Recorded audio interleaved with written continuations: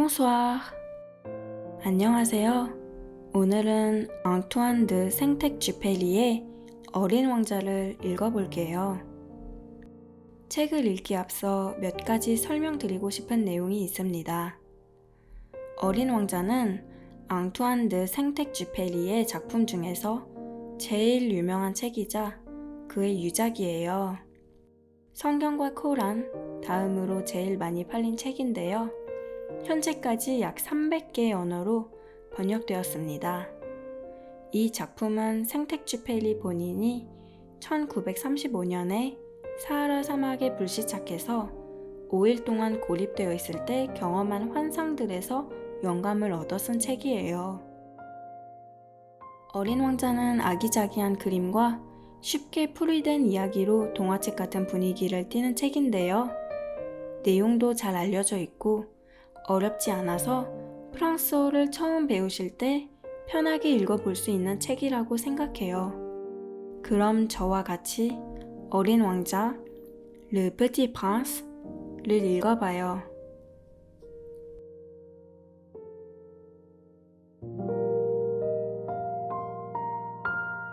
Le Petit Prince de Antoine de Saint-Exupéry.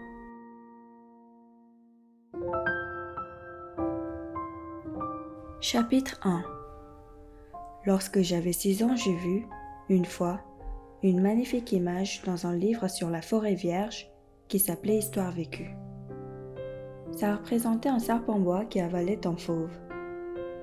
On disait dans le livre, les serpents-bois avalaient leur proie tout entière, sans la mâcher. Ensuite, ils peuvent plus bouger et ils dorment pendant les 6 mois de leur digestion. J'ai alors beaucoup réfléchi sur les aventures de la jungle et, à mon tour, j'ai réussi avec un crayon couleur à tracer mon premier dessin. Mon dessin numéro 1. J'ai montré mon chef-d'œuvre aux grandes personnes et je leur ai demandé si mon dessin leur faisait peur. Elles m'ont répondu « Pourquoi un chapeau ferait-il peur ?» Mon dessin ne représentait pas un chapeau, il représentait un serpent-bois qui digérait un éléphant. J'ai alors dessiné l'intérieur du serpent-bois afin que les grandes personnes puissent comprendre. Elles ont toujours besoin d'explications. C'était mon dessin numéro 2. Les grandes personnes m'ont conseillé de laisser de côté les dessins de serpent-bois ouverts ou fermés et de m'intéresser plutôt à la géographie, à l'histoire, au calcul et à la grammaire. C'est ainsi que j'ai abandonné, à l'âge de 6 ans, une magnifique carrière de peintre. J'avais été découragée par l'insuccès de mon dessin numéro 1 et de mon dessin numéro 2.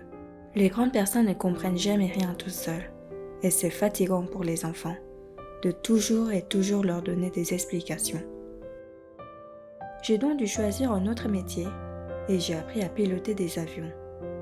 J'ai volé un peu partout dans le monde, et la géographie, c'est exact, m'a beaucoup servi. Je savais reconnaître du premier coup d'œil la Chine de l'Arizona. C'est très utile si l'on s'est égaré pendant la nuit. J'ai ainsi eu, au cours de ma vie, des tas de contacts avec des tas de gens sérieux. J'ai beaucoup vécu chez les grandes personnes. Je les ai vus de très près. Ça n'a pas trop amélioré mon opinion. Quand j'ai rencontré une qui me paraissait un peu lucide, je faisais l'expérience sur elle de mon dessin numéro 1 que j'ai toujours conservé. Je voulais savoir si elle était vraiment compréhensive. Mais toujours elle me répondait « C'est un chapeau ». Alors je lui parlais ni de serpent-bois, ni de forêt vierge, ni d'étoiles. Je me mettais à sa portée. Je lui parlais de bridge, de golf, de politique et de cravate. Et la grande personne était bien contente de connaître un homme aussi raisonnable.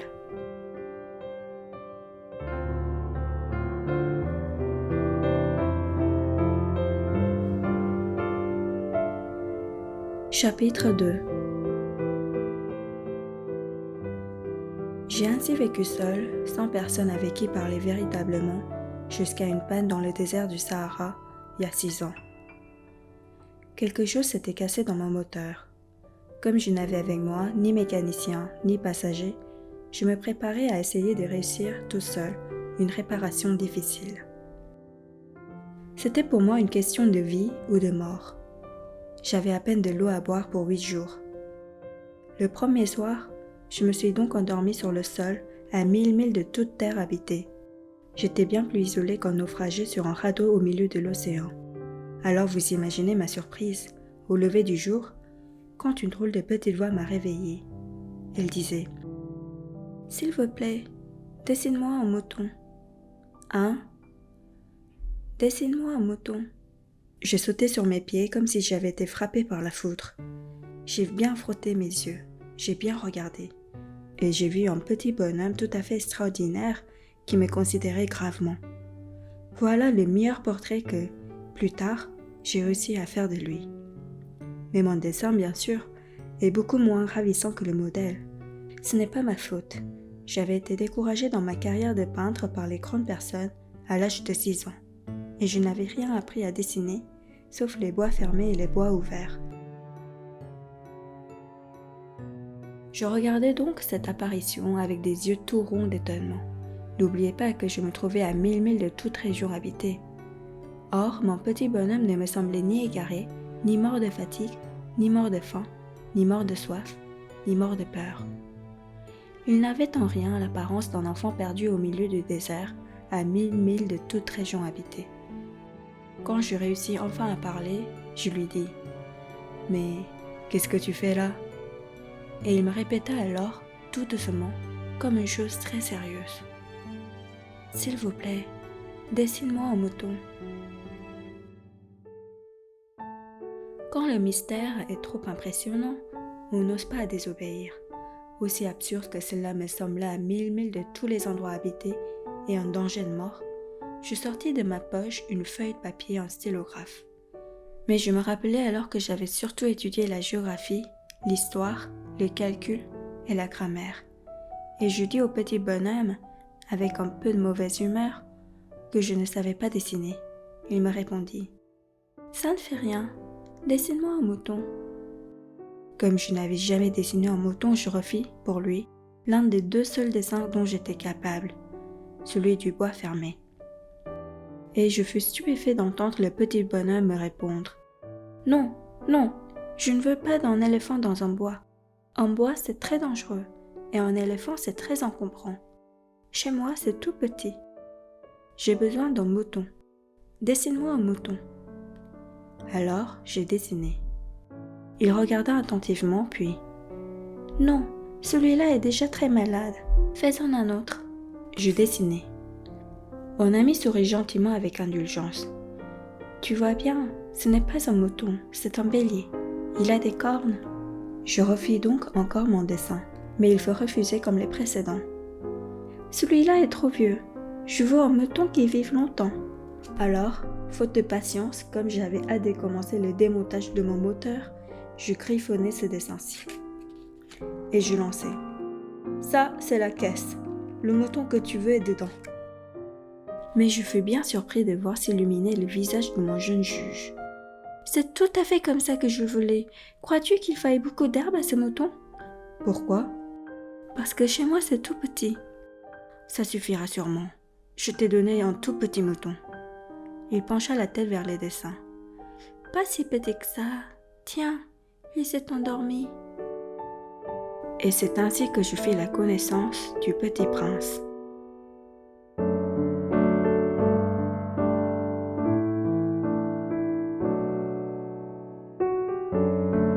Chapitre 3. Il me fallut longtemps pour comprendre d'où il venait. Le petit prince, qui me posait beaucoup de questions, ne semblait jamais entendre les miennes. Ce sont des mots prononcés par hasard qui, peu à peu, m'ont tout révélé. Ainsi, quand il aperçut pour la première fois mon avion, je ne dessinerai pas mon avion, c'est un dessin beaucoup trop compliqué pour moi. Il me demanda « Qu'est-ce que c'est que cette chose-là » ? Ce n'est pas une chose, ça vole. C'est un avion, c'est mon avion. Et j'étais fière de lui apprendre que je volais. Alors il s'écria « Comment ? Tu es tombé du ciel ?»« Oui, fis-je modestement. »« Oh, ça c'est drôle !» Et le petit prince eut un très joli éclat de rire qui m'irrita beaucoup. « Je désire que l'on prenne mes malheurs au sérieux. » Puis il ajouta « Alors, Toi aussi tu viens du ciel? De quelle planète es-tu? J'entrevis aussitôt une lueur dans le mystère de sa présence et j'interrogeai brusquement. Tu viens donc d'une autre planète? Mais il ne me répondait pas.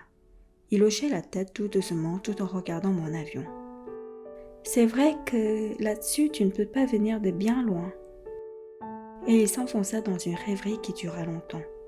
Puis, sortant mon mouton de sa poche, il se plongea dans la contemplation de son trésor.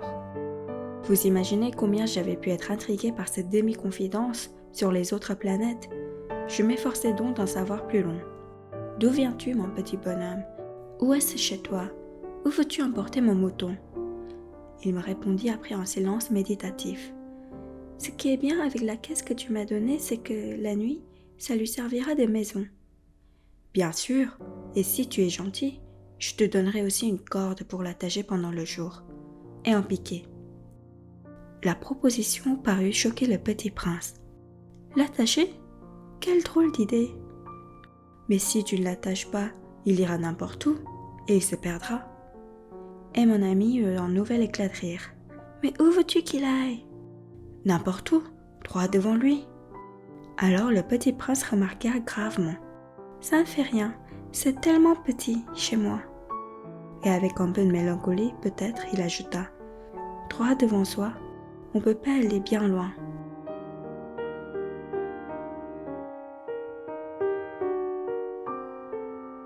Chapitre 4. J'avais ainsi appris une seconde chose très importante. C'est que sa planète d'origine était à peine plus grande qu'une maison. Ça ne pouvait pas me donner beaucoup. Je savais bien qu'en dehors des grosses planètes comme la Terre, Jupiter, Mars, Vénus, auxquelles on a donné des noms, il y en a des centaines d'autres qui sont quelquefois si petites qu'on a beaucoup de mal à les apercevoir au télescope. Quand un astronome découvre l'une d'elles, il lui donne pour nom un numéro. Il l'appelle par exemple l'astéroïde 325.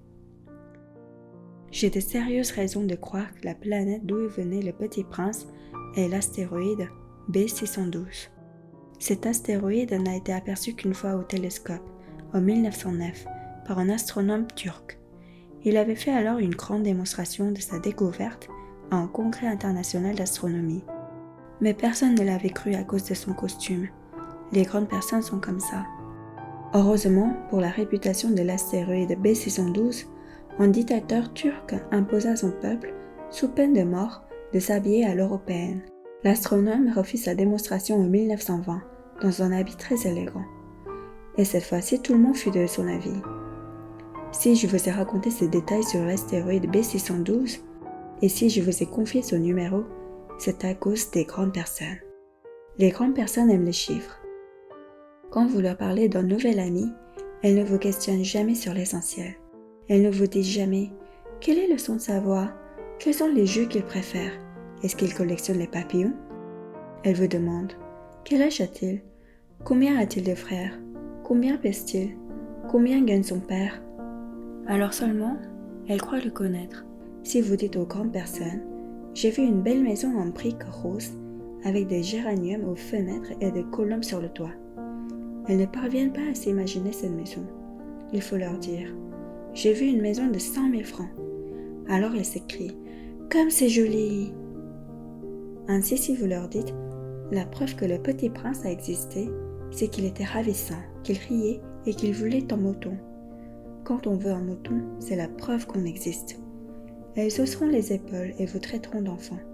Mais si vous leur dites « La planète d'où il venait est l'astéroïde B612 », alors elles seront convaincues et elles vous laisseront tranquille avec leurs questions. Elles sont comme ça. Il ne faut pas leur en vouloir. Les enfants doivent être très indulgents envers les grandes personnes. Mais bien sûr, nous qui comprenons la vie, nous nous moquons bien des numéros. J'aurais aimé commencer cette histoire à la façon des contes de fées.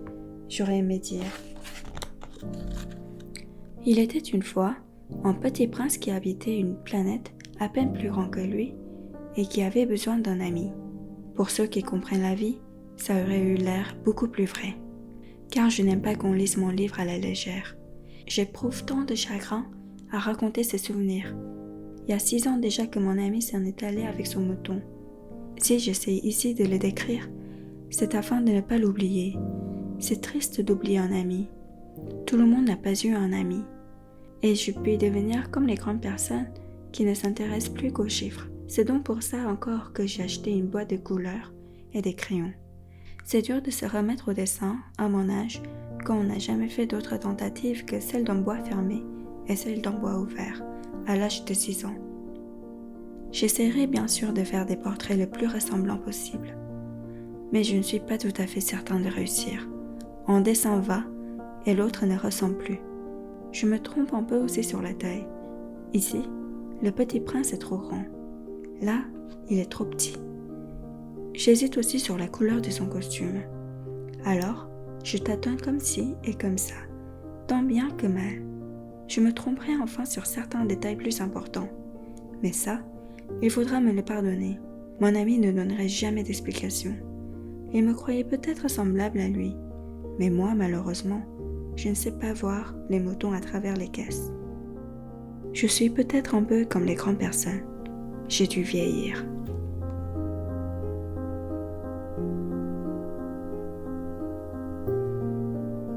Chapitre 5.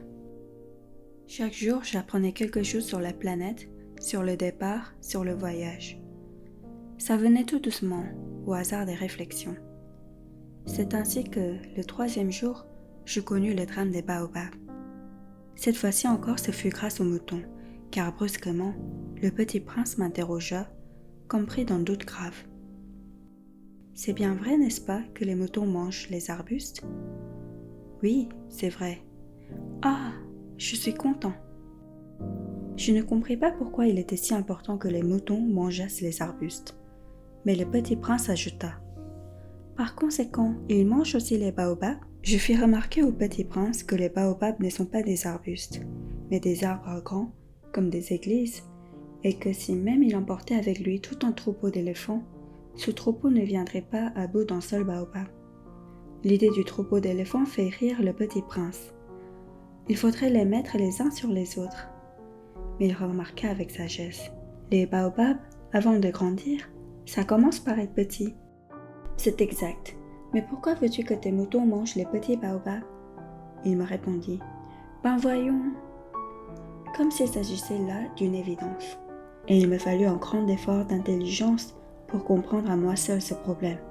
Et en effet, sur la planète du petit prince, il y avait comme sur toutes les planètes de bonnes herbes et de mauvaises herbes. Par conséquent, de bonnes graines de bonnes herbes et de mauvaises graines de mauvaises herbes. Mais les graines sont invisibles. Elles dorment dans le secret de la terre jusqu'à ce qu'il prenne fantaisie à l'une d'elles de se réveiller. Alors elles s'étirent et poussent d'abord timidement vers le soleil une ravissante petite brindille inoffensive. S'il s'agit d'une brindille de radis ou de rosier, on peut la laisser pousser comme elle veut. Mais s'il s'agit d'une mauvaise plante, il faut arracher la plante aussitôt dès qu'on a su la reconnaître. Or, il y avait des graines terribles sur la planète du petit prince. C'étaient les graines de baobab. Le sol de la planète en était infesté. Or, en baobab, si on s'y prend trop tard, on ne peut jamais plus s'en débarrasser. Il encombre toute la planète, il la perfore de ses racines. Et si la planète est trop petite, et si les baobabs sont trop nombreux, ils la font éclater. C'est une question de discipline, me disait plus tard le petit prince. Quand on a terminé sa toilette du matin, il faut faire soigneusement la toilette de la planète. Il faut s'astreindre régulièrement à arracher les baobabs dès qu'on les distingue avec les rosiers auxquels ils ressemblent beaucoup quand ils sont très jeunes. C'est un travail très ennuyeux, mais très facile. Et un jour, il me conseillait de m'appliquer à réussir un beau dessin, pour bien faire entrer ça dans la tête des enfants de chez moi. S'il voyage un jour, me disait-il, ça pourra leur servir. Il est quelquefois sans inconvénient de remettre à plus tard son travail. Mais s'il s'agit des baobabs, c'est toujours une catastrophe. J'ai connu une planète habitée par un paresseux. Il avait négligé 3 arbustes. Et sur les indications du petit prince, j'ai dessiné ces planètes-là. Je n'aime guère prendre le ton d'un moraliste, mais le danger des baobabs est si peu connu, et les risques courus par celui qui s'égarait dans un astéroïde sont si considérables que pour une fois, je fais exception à ma réserve. Je dis « Enfant, fais attention aux baobabs. C'est pour avertir mes amis d'un danger qu'ils frôlaient depuis longtemps, comme moi-même, sans le connaître, que j'ai tant travaillé ce dessin-là. La leçon que je donnais en valait la peine. Vous vous demanderez peut-être, pourquoi n'y a-t-il pas dans ce livre d'autres dessins aussi grandioses que le dessin des baobabs? La réponse est bien simple. J'ai essayé, mais je n'ai pas pu réussir.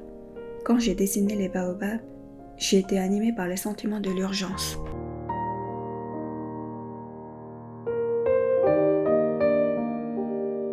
Chapitre 6. Oh, petit prince, j'ai compris, peu à peu, ainsi ta petite vie mélancolique. Tu n'avais eu longtemps pour distraction que la douleur des couchers de soleil. J'ai appris ce détail nouveau le 4e jour au matin, quand tu m'as dit « J'aime bien les couchers de soleil, allons voir un coucher de soleil. Mais il faut attendre. » Attendre quoi? Attendre que le soleil se couche. Tu as eu l'air très surpris d'abord, et puis tu as ri de toi-même, et tu m'as dit « Je me crois toujours chez moi. » En effet, quand il est midi aux États-Unis, le soleil, tout le monde le sait, se couche sur la France. Il suffirait de pouvoir aller en France en 1 minute pour assister au coucher de soleil. Malheureusement, la France est bien trop éloignée. Il te suffisait de tirer ta chaise de quelques pas, et tu regardais le crépuscule chaque fois que tu le désirais. Un jour, j'ai vu le soleil se coucher 44 fois. Et un peu plus tard, tu ajoutais « Tu sais, quand on est tellement triste, on aime les couchers de soleil. » Le jour des 44 fois, tu étais donc tellement triste? Mais le petit prince ne répondit pas. Chapitre 7. Le 5e jour, toujours grâce au mouton, ce secret de la vie du petit prince me fut révélé. Il me demanda avec brusquerie, sans préambule, comme le fruit d'un problème longtemps médité en silence. Un mouton, s'il mange les arbustes, il mange aussi les fleurs? Un mouton mange tout ce qu'il rencontre. Même les fleurs qui ont des épines? Oui, même les fleurs qui ont des épines. Alors les épines, à quoi servent-elles? Je ne le savais pas. J'étais alors trop occupé à essayer de dévisser un boulon trop serré de mon moteur. J'étais très soucieux, car ma peine commençait de m'apparaître comme très grave, et l'eau à boire qui s'épuisait me faisait craindre le pire. Les épines, à quoi servent-elles? Le petit prince ne renonçait jamais à une question, une fois qu'il l'avait posée. J'étais irritée par mon boulon et je répondis n'importe quoi. Les épines, ça ne sert à rien, c'est la pure méchanceté de la part des fleurs. Oh! Mais après un silence, il me lança avec une sorte de rancune. Je ne te crois pas. Les fleurs sont faibles, elles sont naïves, elles se rassurent comme elles peuvent. Elles se croient terribles avec leurs épines. Je ne répondis rien. À cet instant-là, je me disais, si ce boulon résiste encore, je le ferai sauter d'un coup de marteau. Le petit prince dérangea de nouveau mes réflexions. Et tu crois, toi, que les fleurs... Mais non, je ne crois rien. J'ai répondu n'importe quoi, je m'occupe, moi, des choses sérieuses. Il me regarda stupéfait. De choses sérieuses? Il me voyait mon marteau à la main et les doigts noirs de cambouis penchés sur un objet qui lui semblait très laid. Tu parles comme les grandes personnes. Ça me fit un peu honte, mais impitoyable, il ajouta. Tu confonds tout, tu mélanges tout. Il était vraiment très irrité. Il secouait au vent des cheveux tout dorés. Je connais une planète où il y a un monsieur cramoisi. Il n'a jamais respiré une fleur. Il n'a jamais regardé une étoile. Il n'a jamais aimé personne. Il n'a jamais rien fait d'autre que des additions. Et toute la journée, il répète comme toi. Je suis un homme sérieux. Je suis un homme sérieux. Et ça le fait gonfler d'orgueil. Mais ce n'est pas un homme, c'est un champignon. Un quoi? Un champignon. Le petit prince était maintenant tout pâle de colère. Il y a des millions d'années que les fleurs fabriquent des épines. Il y a des millions d'années que les moutons mangent quand même les fleurs. Et ce n'est pas sérieux de chercher à comprendre pourquoi ils se donnent tant de mal pour se fabriquer des épines qui ne servent jamais à rien. Ce n'est pas important la guerre des moutons et des fleurs. Ce n'est pas plus sérieux et plus important que les additions d'un gros monsieur rouge. Et si je connais moi, une fleur unique au monde, qui n'existe nulle part, sauf dans ma planète, et qu'un petit mouton peut anéantir d'un seul coup. Comme ça, un matin, sans se rendre compte de ce qu'il fait. Ce n'est pas important ça? Il rougit, puis reprit. Si quelqu'un aime une fleur qui n'existe qu'à un exemplaire dans les millions et les millions d'étoiles, ça suffit pour qu'il soit heureux quand il les regarde. Il se dit, ma fleur est là quelque part. Mais si le mouton mange la fleur, c'est pour lui comme si brusquement tous les étoiles s'éteignaient. Et ce n'est pas important ça. Il ne peut rien dire de plus. Il éclata brusquement en sanglots. La nuit était tombée. J'avais lâché mes outils. Je me moquais bien de mon marteau, de mon boulon, de la soif et de la mort. Il y avait sur une étoile une planète, la mienne, la Terre. Un petit prince à consoler. Je le pris dans les bras.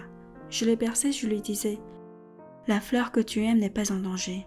Je lui dessinerai une muselière. À ton mouton, je te dessinerai une armure pour ta fleur. » Je ne savais pas trop quoi dire.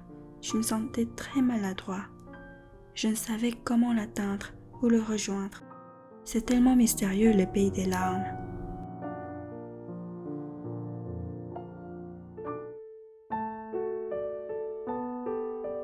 Chapitre 8. J'appris bien vite à mieux connaître ces fleurs. Il y avait toujours eu, sur la planète du Petit Prince, des fleurs très simples, ornées d'un seul rang de pétales, et qui ne tenaient point de place, et qui ne dérangeaient personne. Elles apparaissaient un matin dans l'herbe, et puis elles s'éteignaient le soir. Mais celle-là avait germé un jour, d'une graine apportée d'où on sait où, et le Petit Prince avait surveillé de très près cette brindille qui ne ressemblait pas aux autres brindilles. Ça pouvait être un nouveau genre de baobab. Mais l'arbuste cessa vite de croître et commença de préparer une fleur. Le Petit Prince qui assistait à l'installation d'un bouton énorme sentait bien qu'il en sortirait une apparition miraculeuse. Mais la fleur n'en finissait pas de se préparer à être belle, à l'abri de sa chambre verte. Elle choisissait avec soin ses couleurs. Elle s'habillait lentement, elle ajustait un à un ses pétales. Elle ne voulait pas sortir tout fripée, comme les coquelicots. Elle ne voulait apparaître que dans le plein rayonnement de sa beauté. Et oui, elle était très coquette. Sa toilette mystérieuse avait donc duré des jours et des jours. Et puis voici qu'un matin, justement à l'heure du lever de soleil, elle s'était montrée. Et elle, qui avait travaillé avec tant de précision, dit en bâillant « Ah !» Je me réveillais à peine. Je vous demande pardon. Je suis encore toute décoiffée. Le Petit Prince, alors, ne put contenir son admiration.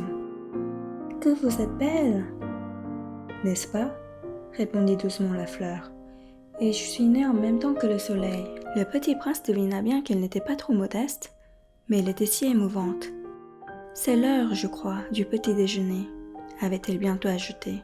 « Auriez-vous la bonté de penser à moi ?» Et le Petit Prince, tout confus, ayant été chercher un arrosoir d'eau fraîche, avait servi la fleur. Ainsi l'avait-elle bien vite tourmentée par sa vanité un peu ombrageuse. Un jour, par exemple, parlant de ses 15 épines, elle avait dit au Petit Prince « Ils peuvent venir, les tigres, avec leurs griffes. » « Il n'y a pas de tigres sur ma planète, » avait objecté le Petit Prince, et puis les tigres ne mangent pas d'herbe. « Je ne suis pas une herbe, » avait doucement répondu la fleur. « Pardonnez-moi. Je ne crains rien des tigres, mais j'ai horreur des courants d'air. Vous n'auriez pas un paravent ? » Horreur des courants d'air. Ce n'est pas de chance pour une plante, avait remarqué le Petit Prince. Cette fleur est bien compliquée. Le soir, vous me mettrez ce globe. Il fait très froid chez vous. C'est mal installé. Là d'où je viens... Mais elle s'était interrompue. Elle était venue sous forme de graines. Elle n'avait rien pu connaître des autres mondes. Humiliée de s'être laissée suspendre à préparer un mensonge aussi naïf, elle avait toussé 2 ou 3 fois pour mettre le Petit Prince dans son tort. « Ce paravent ? J'allais le chercher, mais vous me parliez. » Alors elle avait forcé sa toux pour lui infliger quand même des remords. Ainsi le Petit Prince, malgré la bonne volonté de son amour, avait vite douté d'elle. Il avait pris au sérieux des mots sans importance et était devenu très malheureux. « J'aurais dû ne pas l'écouter, » me confia-t-il un jour. « Il faut jamais écouter les fleurs. Il faut les regarder, les respirer. La mienne a embaumé ma planète, mais je ne savais pas m'en réjouir. Cette histoire des griffes, qui m'avait tellement agacée, eût dû m'attendrir. » Il me confia encore. Je n'ai alors rien su comprendre. J'aurais dû la juger sur les actes et non sur les mots. Elles m'embaumaient et m'éclairaient. Je n'aurais jamais dû m'enfuir. J'aurais dû deviner sa tendresse derrière ses pauvres ruses. Les fleurs sont si contradictoires, mais j'étais trop jeune pour savoir l'aimer.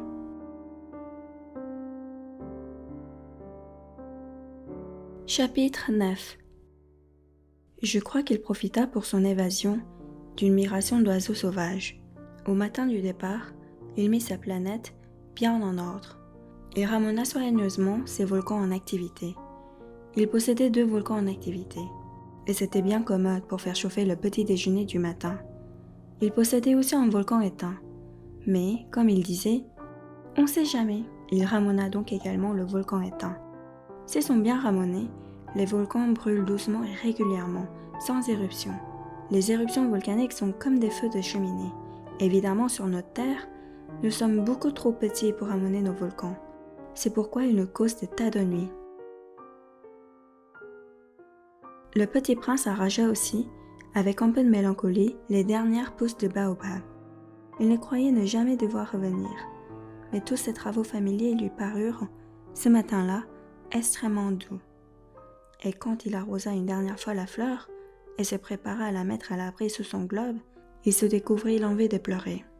« Adieu », dit-il à la fleur, mais il ne lui répondit pas. « Adieu », répéta-t-il.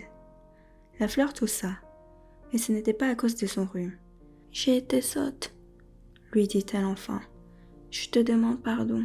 Tâche d'être heureux. » Il fut surpris par l'absence de reproche. Il restait là, tout déconcerté, le globe en l'air. Il ne comprenait pas cette douceur calme. « Mais oui, je t'aime », lui dit la fleur. « Tu n'en as rien su, par ma faute. Cela n'a aucune importance. Mais tu as été aussi sot que moi. Tâche d'être heureux. Laisse ce globe tranquille. Je n'en veux plus. Mais le vent, je ne suis pas si enrhumée que ça. L'air frais de la nuit me fera du bien. Je suis une fleur. Mais les bêtes, il faut bien que je supporte 2 ou 3 chenilles si je veux connaître les papillons. Il paraît que c'est tellement beau. Sinon, qui me rendra visite? Tu seras loin, toi. Quant aux grosses bêtes, je ne crains rien, j'ai mes griffes. » Et elle montrait naïvement ses 15 épines. Puis elle ajouta, « Ne traîne pas comme ça, c'est agaçant. Tu as décidé de partir. Va-t'en !» Car elle ne voulait pas qu'il la vît pleurer. C'était une fleur tellement orgueilleuse. Chapitre 10. Il se trouvait dans la région des astéroïdes 325, 326, 327, 328, 329 et 330. Il commença donc par les visiter pour y chercher une occupation et pour s'instruire. Le premier était habité par un roi. Le roi siégeait, habillé de pourpre et d'hermine, sur un trône très simple et cependant majestueux. « Ah, voilà un sujet !» s'écria le roi quand il aperçut le petit prince. Et le petit prince se demanda « Comment peut-il me reconnaître puisqu'il m'a encore jamais vu ?» Il ne savait pas que, pour les rois, le monde est très simplifié. Tous les hommes sont des sujets. « Approche-toi que je te vois mieux », lui dit le roi qui était tout fier d'être enfin roi pour quelqu'un. Le petit prince chercha des yeux où s'asseoir, mais la planète était tout encombrée par le magnifique manteau d'hermine. Il resta donc debout, et comme il était fatigué, il bâilla. « Il est contraire à l'étiquette de bâiller en présence d'un roi, » lui dit le monarque. « Je te l'interdis. »« Je ne peux pas m'en empêcher, » répondit le petit prince tout confus. « J'ai fait un long voyage, et je n'ai pas dormi. »« Alors, » lui dit le roi, « je t'ordonne de bâiller. Je n'ai jamais vu personne bâiller depuis des années. Les bâillements sont pour moi des curiosités. Allons, bâille encore, c'est un ordre. »« Ça m'intimide. Je ne peux plus, » fit le petit prince tout rougissant. Répondit le roi. « Alors je t'ordonne tantôt de bâiller et tantôt de... » Il bredouillait un peu et paraissait vexé, car le roi tenait essentiellement à ce que son autorité fût respectée. Il ne tolérait pas les désobéissances. C'était un monarque absolu. Mais comme il était très bon, il donnait des ordres raisonnables. « Si j'ordonnais, disait-il couramment, Si j'ordonnais à un général de se changer en oiseau de mer, et si le général n'obéissait pas, ce ne serait pas la faute du général, ce serait ma faute. Puis-je m'asseoir? S'enquit timidement le petit prince. Je t'ordonne de t'asseoir, lui répondit le roi, qui ramena majestueusement en pan de son manteau d'hermine. Mais le petit prince s'étonnait. La planète était minuscule. Sur quoi le roi pouvait-il bien régner? Sire, lui dit-il, je vous demande pardon de vous interroger. Je t'ordonne de m'interroger, se hâta de dire le roi. Sire, sur quoi régnez-vous? Sur tout, répondit le roi avec une grande simplicité. Sur tout? Le roi d'un geste discret désigna sa planète, les autres planètes et les étoiles. Sur tout ça? Dit le petit prince. Sur tout ça, répondit le roi. Car non seulement c'était un monarque absolu, mais c'était un monarque universel. Et les étoiles vous obéissent? Bien sûr, lui dit le roi. Elles obéissent aussitôt. Je ne tolère pas l'indiscipline. Un tel pouvoir émerveilla le petit prince. S'il l'avait détenu lui-même, il aurait pu assister non pas à 44, mais à 72, ou même à 100, ou même à 200 couchers de soleil dans la même journée, sans avoir jamais à tirer sa chaise. Et comme il se sentait un peu triste à cause du souvenir de sa petite planète abandonnée, il s'enhardit à solliciter une grâce du roi. « Je voudrais voir un coucher de soleil. Faites-moi plaisir. » Ordonnez au soleil de se coucher. Si j'ordonnais en général de voler d'une fleur à l'autre à la façon d'un papillon, ou d'écrire une tragédie, ou de se changer en oiseau de mer, et si le général n'exécutait pas l'ordre reçu, qui, de lui ou de moi, serait dans son tort? Ce serait vous, dit fermement le petit prince. Exact. Il faut exiger de chacun ce que chacun peut donner, reprit le roi. L'autorité repose d'abord sur la raison. Si tu ordonnes à ton peuple d'aller se jeter à la mer, il fera la révolution. J'ai le droit d'exiger l'obéissance, parce que mes ordres sont raisonnables. Alors, mon coucher de soleil, rappela le petit prince que jamais n'oubliait une question une fois qu'il l'avait posée. Ton coucher de soleil, tu l'auras. Je l'exigerai, mais j'attendrai dans ma science du gouvernement que les conditions soient favorables. Quand ça sera-t-il? S'informa le petit prince. Lui répondit le roi, qui consulta d'abord un gros calendrier. Ce sera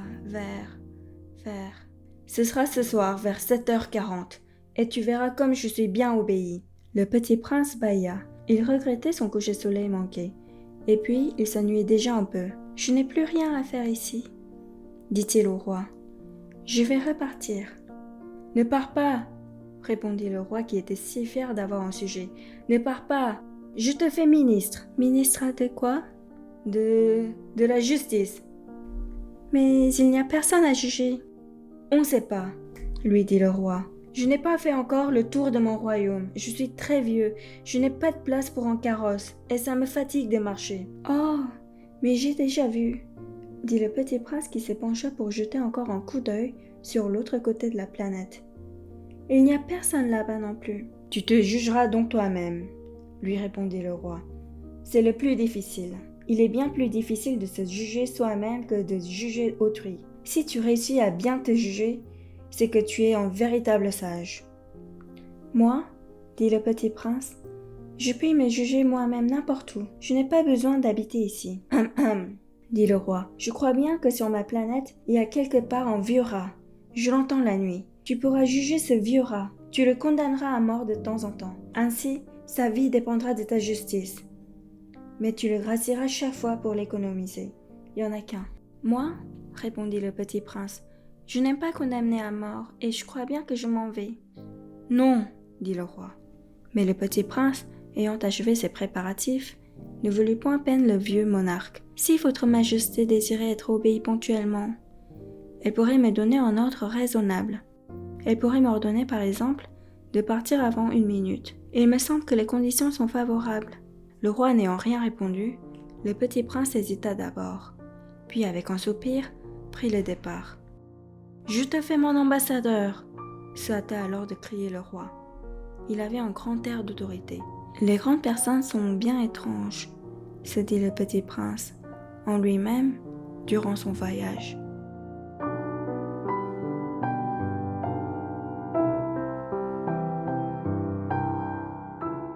Chapitre 11. La deuxième planète était habitée par un vaniteux. « Ah, voilà la visite d'un admirateur !» s'écria de loin le vaniteux dès qu'il aperçut le petit prince. Car, pour les vaniteux, les autres hommes sont des admirateurs.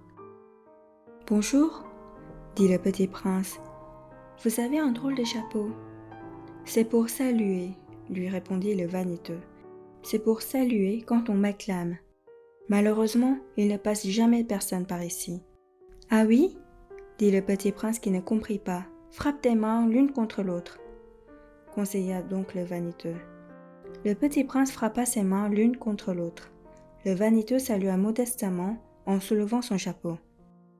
Ça, c'est plus amusant que la visite au roi, se dit en lui-même le petit prince, et il recommença de frapper ses mains l'une contre l'autre. Le vaniteux recommença de saluer en soulevant son chapeau. Après 5 minutes d'exercice, le petit prince se fatigua de la monotonie du jeu. « Et pour que le chapeau tombe ?» demanda-t-il. « Que faut-il faire ?» Mais le vaniteux ne l'entendit pas. Les vaniteux n'entendent jamais que les louanges. « Est-ce que tu m'admires vraiment beaucoup ?» demanda-t-il au petit prince. « Qu'est-ce que signifie admirer ?»« Admirer signifie reconnaître que je suis l'homme le plus beau, le mieux habillé, le plus riche et le plus intelligent de la planète. »« Mais tu es seul sur ta planète. Fais-moi ce plaisir, admire-moi quand même. »« Je t'admire, » dit le petit prince, en haussant un peu les épaules. « Mais en quoi cela peut-il bien t'intéresser ?» Et le petit prince s'en fut. Les grandes personnes sont décidément bien bizarres, se dit-il simplement en lui-même durant son voyage. Chapitre 12. La planète suivante était habitée par un buveur. Cette visite fut très courte, mais elle plongea le petit prince dans une grande mélancolie. « Que fais-tu là ?» dit-il au buveur, qu'il trouva installé en silence devant une collection de bouteilles vides et une collection de bouteilles pleines. « Je bois, » répondit le buveur d'un air lugubre. « Pourquoi bois-tu » lui demanda le petit prince. « Pour oublier, » répondit le buveur. « Pour oublier quoi » s'enquit le petit prince qui déjà le plaignait. « Pour oublier que j'ai honte, » avoua le buveur en baissant la tête. « Honte de quoi » s'informa le petit prince qui désirait le secourir. « Honte de boire » acheva le buveur qui s'enferma définitivement dans le silence. Et le petit prince s'en fut perplexe. Les grandes personnes sont décidément très très bizarres, se disait-il en lui-même durant le voyage.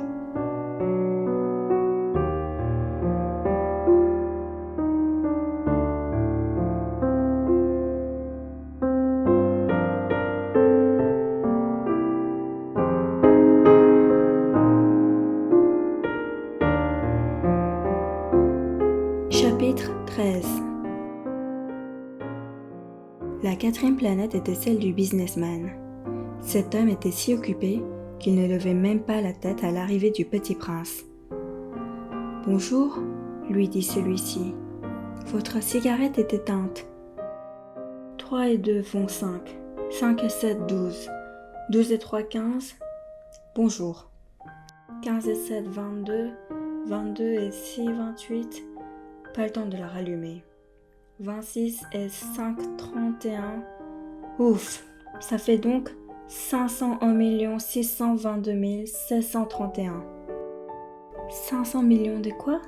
Hein? Tu es toujours là? 501 millions de... Je ne sais plus. J'ai tellement de travail. Je suis sérieux, moi. Je ne m'amuse pas à des balivernes. 2 et 100, 7. 500 millions de quoi? Répéta le petit prince qui jamais de sa vie n'avait renoncé à une question, une fois qu'il l'avait posée. Le businessman leva la tête. Depuis 54 ans que j'habite ces planètes-ci, je n'étais dérangé que 3 fois. La première fois, ça a été il y a 22 ans, par un hanneton qui était tombé. Dieu sait d'où. Il répondait d'un bruit épouvantable et j'ai fait 15 erreurs dans une addition. La seconde fois, ça a été il y a 11 ans par une crise de rhumatisme. Je manque d'expérience. Je n'ai pas le temps de flâner. Je suis sérieux, moi. La troisième fois, la voici. Je disais donc 500 en millions. Millions de quoi? Le businessman comprit qu'il n'était point d'espoir de paix. Millions de ces petites choses que l'on voit quelquefois dans le ciel. Des mouches? Mais non, des petites choses qui brillent. Des abeilles? Mais non, des petites choses dorées qui font rêvasser les fainéants. Mais je suis sérieux, moi. Je n'ai pas le temps de rêvasser. Ah, des étoiles? C'est bien ça, des étoiles. Et que fais-tu de 500 millions d'étoiles? 501 622 731. Je suis sérieux, moi, je suis précis. Et que fais-tu de ces étoiles? Ce que j'en fais? Oui. Rien, je les possède. Tu possèdes les étoiles? Oui. Mais j'ai déjà vu un roi qui... Les rois ne possèdent pas. Ils règnent sur. C'est très différent. Et à quoi cela te sert-il de posséder les étoiles? Ça me sert à être riche. Et à quoi cela te sert-il d'être riche? À acheter d'autres étoiles, si quelqu'un en trouve. Celui-là, se dit en lui-même le petit prince, il raisonne un peu comme un ivrogne. Cependant, il posa encore des questions. Comment peut-on posséder les étoiles? À qui sont-elles? Riposta grincheux le businessman. Je ne sais pas. À personne. Alors elles sont à moi, car j'y ai pensé le premier. Ça suffit? Bien sûr. Quand tu trouves un diamant qui n'est à personne, il est à toi. Quand tu trouves une île qui n'est à personne, elle est à toi. Quand tu as une idée le premier, tu la fais breveter. Elle est à toi. Et moi, je possède les étoiles, puisque jamais personne avant moi n'a songé à les posséder. Ça, c'est vrai, dit le petit prince. Et qu'en fais-tu? Je les gère, je les compte et je les recompte, dit le businessman. C'est difficile, mais je suis un homme sérieux. Le petit prince n'était pas satisfait encore. Moi, si je possède un foulard, je puis le mettre autour de mon cou et l'emporter. Moi, si je possède une fleur, je puis cueillir ma fleur et l'emporter. Mais tu ne peux pas cueillir les étoiles. Non, mais je puis les placer en banque. Qu'est-ce que ça veut dire? Ça veut dire que j'écris sur un petit papier le nombre de mes étoiles. Et puis j'enferme ma clé, ce papier-là dans un tiroir. Et c'est tout? Ça suffit. C'est amusant, pensa le petit prince. C'est assez poétique, mais ce n'est pas très sérieux. Le petit prince avait sur les choses sérieuses des idées très différentes, des idées des grandes personnes. Moi, dit-il encore, je possède une fleur que j'arrose tous les jours. Je possède 3 volcans que je ramène toutes les semaines. Car je ramène aussi celui qui est éteint. On ne sait jamais. C'est utile à mes volcans, et c'est utile à mes fleurs que je les possède. Mais tu n'es pas utile aux étoiles. Le businessman ouvrit la bouche, mais ne trouva rien à répondre. Et le petit prince en fut.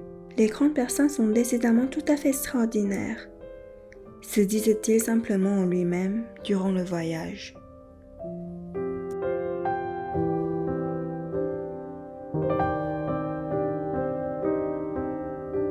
Chapitre 14. La 5e planète était très curieuse. C'était la plus petite de toutes. Il y avait là juste assez de place pour loger un réverbère et un allumeur de réverbère.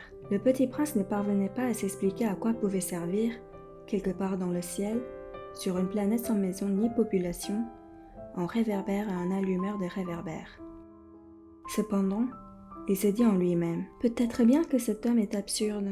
Cependant, il est moins absurde que le roi, que le vaniteux, que le businessman et que le buveur. Au moins, son travail a-t-il un sens. Quand il allume son réverbère, c'est comme s'il faisait naître une étoile de plus, ou une fleur. Quand il éteint son réverbère, ça endort la fleur ou l'étoile. C'est une occupation très jolie. C'est véritablement utile, puisque c'est joli. Lorsqu'il aborda la planète, il salua respectueusement l'allumeur. « Bonjour, pourquoi viens-tu d'éteindre ton réverbère ?»« C'est la consigne, » répondit l'allumeur. « Bonjour. »« Qu'est-ce que la consigne ?»« C'est d'éteindre mon réverbère. »« Bonsoir. » Et il le ralluma. « Mais pourquoi viens-tu de le rallumer ?»« C'est la consigne, » répondit l'allumeur. « Je ne comprends pas, » dit le petit prince. « Il n'y a rien à comprendre, » dit l'allumeur. « La consigne, c'est la consigne. Bonjour. » Et il éteignit son réverbère. Puis il s'épongea le front avec un mouchoir à carreaux rouges. Je fais là un métier terrible. C'était raisonnable autrefois. J'éteignais le matin et j'allumais le soir. J'avais le reste du jour pour me reposer et le reste de la nuit pour dormir. Et depuis cette époque, La consigne a changé? La consigne n'a pas changé, dit l'allumeur. C'est bien là le drame. La planète, d'année en année, a tourné de plus en plus vite, et la consigne n'a pas changé. Alors? Dit le petit prince. Alors maintenant, qu'elle fait un tour par minute, je n'ai plus une seconde de repos. J'allume et j'éteins une fois par minute. Ça c'est drôle. Les jours chez toi durent 1 minute. Ce n'est pas drôle du tout, dit l'allumeur. Ça fait déjà 1 mois que nous parlons ensemble. 1 mois? Oui, 30 minutes, 30 jours. Bonsoir. Et il ralluma son réverbère. Le petit prince le regarda et il aima cet allumeur qui était tellement fidèle à la consigne. Il se souvint des couchers de soleil que lui-même allait autrefois chercher en tirant sa chaise. Il voulut aider son ami. « Tu sais, je connais un moyen de te reposer quand tu voudras. »« Je veux toujours, » dit l'allumeur, « car on peut être à la fois fidèle et paresseux. » Le petit prince poursuivit. « Ta planète est tellement petite que tu en fais le tour en 3 enjambées. Tu n'as qu'à marcher aussi lentement pour rester toujours au soleil. Quand tu voudras te reposer, tu marcheras. Et le jour durera aussi longtemps que tu voudras. »« Ça ne m'avance pas à grand-chose, » dit l'allumeur. « Ce que j'aime dans la vie, c'est dormir. »« Ce n'est pas de chance, » dit le petit prince. « Ce n'est pas de chance, » dit l'allumeur. « Bonjour. » Et il éteignit son réverbère. « Celui-là, » se dit le petit prince, tandis qu'il poursuivait plus loin son voyage, celui-là serait méprisé par tous les autres, par le roi, par le vaniteux, par le buveur, par le businessman. Cependant, c'est le seul qui ne me paraisse pas ridicule. C'est peut-être parce qu'il s'occupe d'autre chose que de soi-même. Il eut un soupir de regret et se dit encore. Celui-là est le seul dont j'eusse pu faire mon ami. Mais sa planète est vraiment trop petite. Il n'y a pas de place pour 2. Ce que le petit prince n'osait pas s'avouer, c'est qu'il regrettait ces planètes bénies à cause, surtout, des 1440 couchers de soleil par 24 heures.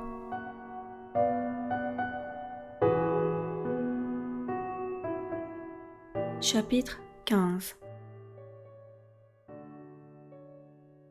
La 6e planète était une planète 10 fois plus vaste.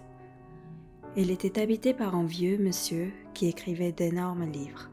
« Tiens, voilà un explorateur », s'écria-t-il, quand il aperçut le petit prince. Le petit prince s'assit sur la table et souffla un peu. Il avait déjà tant voyagé. « D'où viens-tu » lui dit le vieux monsieur. « Quel est ce gros livre » dit le petit prince. « Que faites-vous ici » ? « Je suis géographe » dit le vieux monsieur. « Qu'est-ce qu'un géographe » ? C'est un savant qui connaît où se trouvent les mers, les fleuves, les villes, les montagnes et les déserts. « Ça c'est bien intéressant » dit le petit prince. « Ça c'est enfin un véritable métier. » Et il jeta un coup d'œil autour de lui sur la planète du géographe. Il n'avait jamais vu encore une planète aussi majestueuse. « Elle est bien belle, votre planète. Est-ce qu'il y a des océans ? » « Je ne puis pas le savoir, » dit le géographe. « Et des villes, et des fleuves, et des déserts ? » « Je ne puis pas le savoir non plus, » dit le géographe. « Mais vous êtes géographe ? » « C'est exact, » dit le géographe. « Mais je ne suis pas explorateur. Je manque absolument d'explorateurs. Ce n'est pas le géographe qui va faire le compte des villes, des fleuves, des montagnes, des mers, des océans et des déserts. Le géographe est trop important pour flâner. Il ne quitte pas son bureau, mais il y reçoit les explorateurs. Il les interroge et il prend en note leurs souvenirs. Et si les souvenirs de l'un d'entre eux lui paraissent intéressants, le géographe fait faire une enquête sur la moralité de l'explorateur. Pourquoi ça ? Parce qu'un explorateur qui mentirait entraînerait des catastrophes dans les livres de géographie, et aussi un explorateur qui boirait trop. Pourquoi ça ? Fit le petit prince. Parce que les ivrognes voient double. Alors le géographe noterait 2 montagnes, là où il n'y en a qu'une seule. « Je connais quelqu'un, » dit le petit prince, « qui serait mauvais explorateur. C'est possible. Donc, quand la moralité de l'explorateur paraît bonne, on fait une enquête sur sa découverte. On va voir ? Non, c'est trop compliqué. Mais on exige de l'explorateur qu'il fournisse des preuves. S'il s'agit par exemple de la découverte d'une grosse montagne, on exige qu'il en rapporte des grosses pierres. » Le géographe soudain s'émut. « Mais toi, tu viens de loin, tu es explorateur, tu vas me décrire ta planète. » Et le géographe, ayant ouvert son registre, tailla son crayon. On note d'abord au crayon les récits des explorateurs. On attend, pour noter à l'encre, que l'explorateur ait fourni des preuves. Alors, interrogea le géographe. Oh, chez moi, dit le petit prince. Ce n'est pas très intéressant, c'est tout petit. J'ai 3 volcans, 2 volcans en activité et un volcan éteint. Mais on ne sait jamais. On ne sait jamais, dit le géographe. J'ai aussi une fleur. Nous ne notons pas les fleurs, dit le géographe. Pourquoi ça? C'est le plus joli. Parce que les fleurs sont éphémères. Qu'est-ce que signifie éphémère? Les géographies, dit le géographe, sont les livres les plus sérieux de tous les livres. Elles ne se démodent jamais. Il est très rare qu'une montagne change de place. Il est très rare qu'un océan se vide de son eau. Nous écrivons des choses éternelles. Mais les volcans éteints peuvent se réveiller, interrompit le petit prince. Qu'est-ce que signifie éphémère? Que les volcans soient éteints ou soient éveillés, ça revient au même pour nous autres, dit le géographe. Ce qui compte pour nous, c'est la montagne. Elle ne change pas. Mais qu'est-ce que signifie éphémère? Répéta le petit prince qui, de sa vie, n'avait renoncé à une question, une fois qu'il l'avait posée. Ça signifie qui est menacé de disparition prochaine. Ma fleur est menacée de disparition prochaine? Bien sûr. Ma fleur est éphémère, se dit le petit prince. Elle n'a que 4 épines pour se défendre contre le monde. Et je l'ai laissée toute seule chez moi. Ce fut là son premier mouvement de regret. Mais il reprit courage. Comment conseillez-vous d'aller visiter? Demanda-t-il. La planète Terre, lui répondit le géographe. Elle a une bonne réputation. Et le petit prince s'en fut, songeant à sa fleur.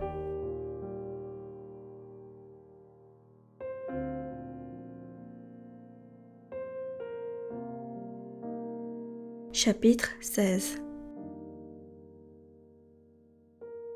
La 7e planète fut donc la Terre. La Terre n'est pas une planète quelconque. On y compte 111 rois, en n'oubliant pas bien sûr les rois nègres, 7 000 géographes, 900 000 businessmen, 7 millions et demi d'ivrognes, 311 millions de vaniteux, c'est-à-dire environ 2 milliards de grandes personnes. Pour vous donner une idée des dimensions de la Terre, je vous dirai qu'avant l'invention de l'électricité, on y devait entretenir, sur l'ensemble des 6 continents, une véritable armée de 462 511 allumeurs de réverbères. Vu d'un peu loin, ça faisait un peu splendide. Les mouvements de cette armée étaient réglés comme ceux d'un ballet d'opéra. D'abord, venait le tour des allumeurs de réverbères de Nouvelle-Zélande et d'Australie. Puis ceux-ci, ayant allumé leurs lampions, s'en allaient dormir. Alors, entraînaient à leur tour dans la danse les allumeurs de réverbères de Chine et de Sibérie. Puis eux aussi s'escamotaient dans les coulisses. Alors venait le tour des allumeurs de réverbères de Russie et des Indes, puis de ceux d'Afrique et d'Europe, puis de ceux d'Amérique du Sud, puis de ceux d'Amérique du Nord. Et jamais ils ne se trompaient dans leur ordre d'entrée en scène. C'était grandiose. Seul, l'allumeur de l'unique réverbère du pôle Nord et son confrère de l'unique réverbère du pôle Sud menaient des vies d'oisiveté et de nonchalance. Ils travaillaient 2 fois par an.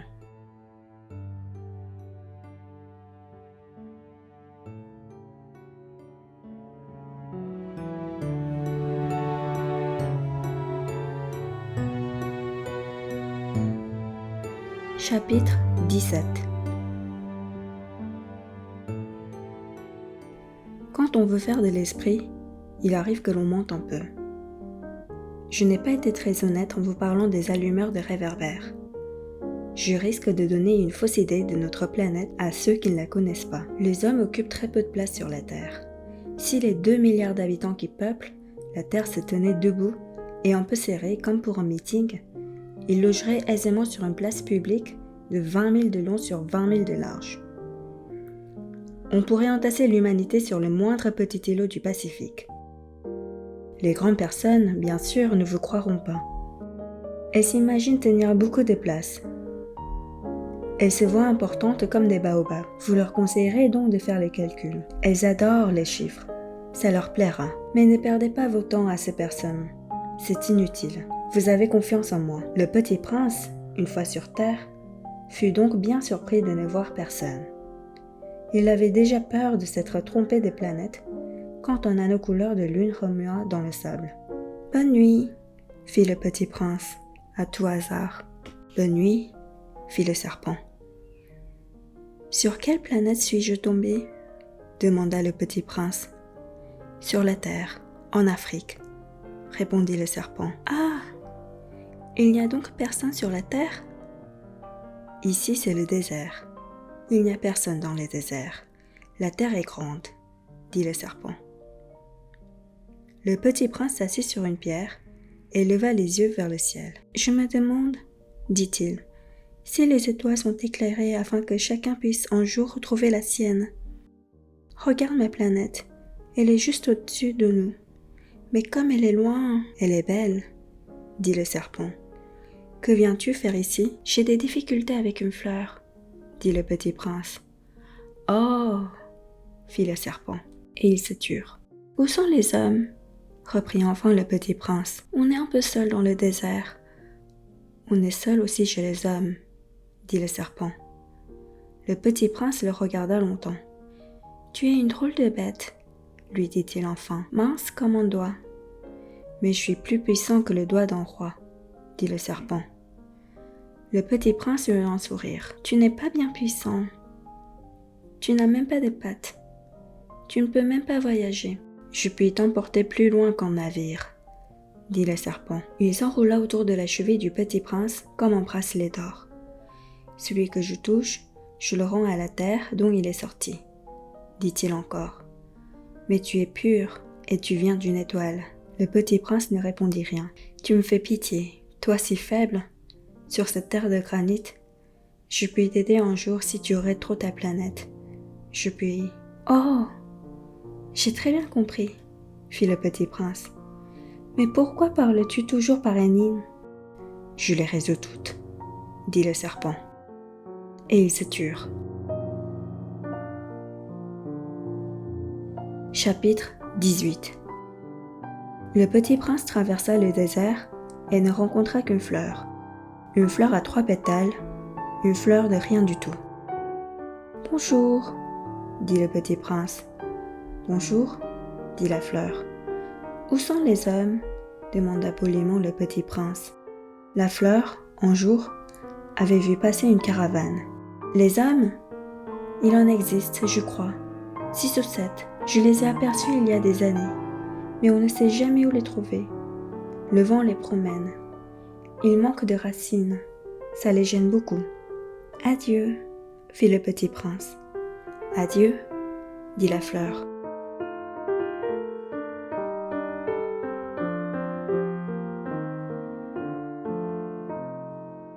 Chapitre 19. Le petit prince fit l'ascension d'une haute montagne. Les seules montagnes qu'il eût jamais connues étaient les 3 volcans qui lui arrivaient aux genoux. Et il se servait du volcan éteint comme d'un tabouret. D'une montagne haute comme celle-ci, se dit-il donc, j'apercerai d'un coup toute la planète et tous les hommes. Mais il n'aperçut rien que des aiguilles de roc bien aiguisées. Bonjour, dit-il à tout hasard. Bonjour, bonjour, bonjour, répondit l'écho. Qui êtes-vous? Dit le petit prince. Qui êtes-vous? Qui êtes-vous? Qui êtes-vous? Répondit l'écho. Soyez mes amis, je suis seul, dit-il. Je suis seul, je suis seul, je suis seul, répondit l'écho. Quelle drôle de planète, pensa-t-il alors. Elle est toute sèche, et toute pointue, et toute salée, et les hommes manquent d'imagination. Ils répètent ce qu'on leur dit. Chez moi, j'avais une fleur. Elle parlait toujours la première. Chapitre 20. Mais il arriva que le petit prince, ayant longtemps marché à travers les sables, les rocs et les neiges, découvrit enfin une route. Et les routes vont toutes chez les hommes. « Bonjour, dit-il. » C'était un jardin fleuri de roses. « Bonjour, dirent les roses. » Le petit prince les regarda. Elles ressemblaient toutes à sa fleur. « Qui êtes-vous » leur demanda-t-il, stupéfait. « Nous sommes des roses, dirent les roses. »« Oh !» fit le petit prince. Et il se sentit très malheureux. Sa fleur lui avait raconté qu'il était seul de son espèce dans l'univers. Et voici qu'il en était 5000 toutes semblables dans un seul jardin.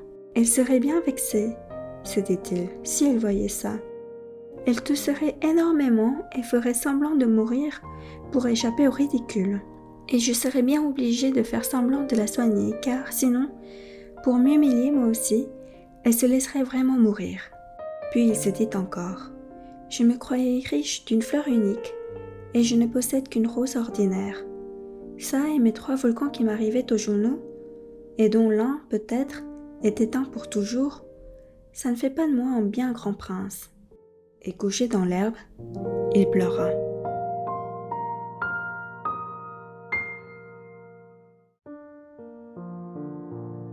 Chapitre 21.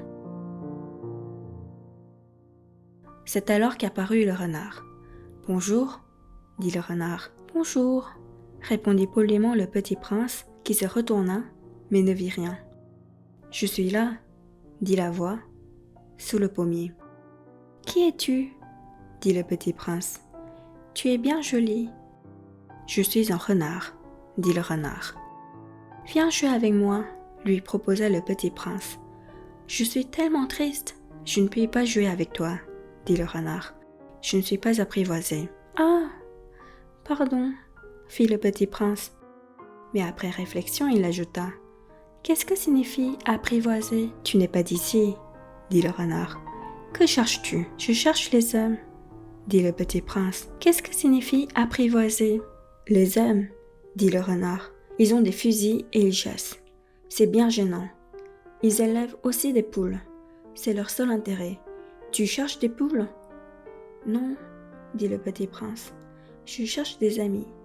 Qu'est-ce que signifie apprivoiser ? C'est une chose trop oubliée, dit le renard. Ça signifie créer des liens. Créer des liens ? Bien sûr, dit le renard. Tu n'es encore pour moi qu'un petit garçon tout semblable à 100 000 petits garçons. Et je n'ai pas besoin de toi. Et tu n'as pas besoin de moi non plus. Je ne suis pour toi qu'un renard semblable à 100 000 renards. Mais si tu m'apprivoises, nous aurons besoin l'un de l'autre. Tu seras pour moi unique au monde. Je serai pour toi unique au monde. Je commence à comprendre, dit le petit prince. Il y a une fleur. Je crois qu'elle m'a apprivoisé. C'est possible, dit le renard. On voit sur la terre toutes sortes de choses. Ah, ce n'est pas sur la terre, dit le petit prince. Le renard parut très intrigué. Sur une autre planète ? Oui, il y a des chasseurs sur cette planète-là ? Non. Ça, c'est intéressant. Et des poules ? Non, rien n'est parfait, soupira le renard. Mais le renard revint à son idée. Ma vie est monotone. Je chasse les poules, les hommes me chassent. Toutes les poules se ressemblent et tous les hommes se ressemblent. Je m'ennuie donc un peu, mais si tu m'apprivoises, ma vie sera comme ensoleillée. Je connaîtrai un bruit de pas qui sera différent de tous les autres. Les autres pas me font rentrer sous terre. Le tien m'appellera hors du terrier, comme une musique. Et puis regarde, tu vois là-bas les champs de blé ? Je ne mange pas de pain. Le blé pour moi est inutile. Les champs de blé ne me rappellent rien. Et ça, c'est triste. Mais tu as des cheveux couleur d'or. Alors ce sera merveilleux quand tu m'auras apprivoisé. Le blé qui est doré me fera souvenir de toi. Et j'aimerais le bruit du vent dans le blé. Le renard se tut et regarda longtemps le petit prince. « S'il te plaît, apprivoise-moi, dit-il. »« Je veux bien, répondit le petit prince. Mais je n'ai pas beaucoup de temps. J'ai des amis à découvrir et beaucoup de choses à connaître. »« On ne connaît que les choses que l'on apprivoise, dit le renard. Les hommes n'ont plus le temps de rien connaître. Ils achètent des choses toutes faites chez les marchands. Mais comme il n'existe point de marchands d'amis, les hommes n'ont plus d'amis. Si tu veux un ami, apprivoise-moi. »« Que faut-il faire ? dit le petit prince. »« Il faut être très patient, répondit le renard. Tu t'assoiras d'abord un peu loin de moi, comme ça, dans l'herbe. Je te regarderai du coin de l'œil et tu ne diras rien. Le langage est source de malentendus. Mais chaque jour, tu pourras t'asseoir un peu plus près. » Le lendemain revint le petit prince. « Il lui mieux valu revenir à la même heure, dit le renard. Si tu viens par exemple à 4 heures de l'après-midi, dès 3 heures je commencerai d'être heureux. Puis l'heure avancera, plus je me sentirai heureux. À 4 heures, déjà, je m'agiterai et m'inquiéterai. Je découvrirai le prix du bonheur. Mais si tu viens n'importe quand, je ne saurai jamais à quelle heure m'habiller le cœur. Il faut des rites. »« Qu'est-ce qu'un rite ? dit le petit prince. »« C'est aussi quelque chose de trop oublié, dit le renard. C'est ce qui fait qu'un jour est différent des autres jours, une heure des autres heures. Il y a un rite, par exemple, chez mes chasseurs. Ils dansent le jeudi avec les filles du village. Alors le jeudi est jour merveilleux. Je vais me promener jusqu'à la vigne. Si les chasseurs danseraient n'importe quand, les jours se ressembleraient tous et je n'aurais point de vacances. Ainsi, le petit prince apprivoisa le renard, et quand l'heure du départ fut proche, « Ah !» dit le renard, « je pleurerai. »« C'est ta faute, » dit le petit prince. « Je ne te souhaitais point de mal, mais tu as voulu que je t'apprivoise. »« Bien sûr, » dit le renard. « Mais tu vas pleurer, » dit le petit prince. « Bien sûr, » dit le renard. « Alors tu n'y gagnes rien ?»« J'y gagne, » dit le renard, « à cause de la couleur du blé. » Puis il ajouta, « Va revoir les roses. Tu comprendras que la tienne est unique au monde. Tu reviendras me dire adieu, et je te ferai cadeau d'un secret. » Le petit prince se fit revoir les roses. « Vous n'êtes pas du tout semblable à ma rose. Vous n'êtes rien encore, » leur dit-il. « Personne ne vous a apprivoisé, et vous n'avez apprivoisé personne. Vous êtes comme était mon renard. Ce n'était qu'un renard semblable à 100 000 autres, mais j'en ai fait mon ami, et il est maintenant unique au monde. » Et les roses étaient bien gênées. « Vous êtes belles, mais vous êtes vides, » leur dit-il encore. « On ne peut pas mourir pour vous. Bien sûr, ma rose à moi, en passant ordinaire, croirait qu'elle vous ressemble. Mais à elle seule, elle est plus importante que vous toutes, puisque c'est elle que j'ai arrosée, puisque c'est elle que j'ai mise sous le globe, puisque c'est elle que j'ai abritée par le paravent, puisque c'est elle dont j'ai tué les chenilles, sauf les 2 ou 3 pour les papillons, puisque c'est elle que j'ai écouté se plaindre, ou se vanter, ou même quelquefois se taire, puisque c'est ma rose. » Et il revint vers le renard. « Adieu, » dit-il. « Adieu, » dit le renard. « Voici mon secret, il est très simple. On ne voit bien qu'avec le cœur, l'essentiel est invisible pour les yeux. » « L'essentiel est invisible pour les yeux, » répéta le petit prince afin de se souvenir. « C'est le temps que tu as perdu pour ta rose qui fait ta rose si importante. »« C'est le temps que j'ai perdu pour ma rose, » fit le petit prince afin de se souvenir. « Les hommes ont oublié cette vérité, » dit le renard. « Mais tu ne dois pas l'oublier. Tu deviens responsable pour toujours de ce que tu as apprivoisé. Tu es responsable de ta rose. »« Je suis responsable de ma rose, » répéta le petit prince afin de se souvenir.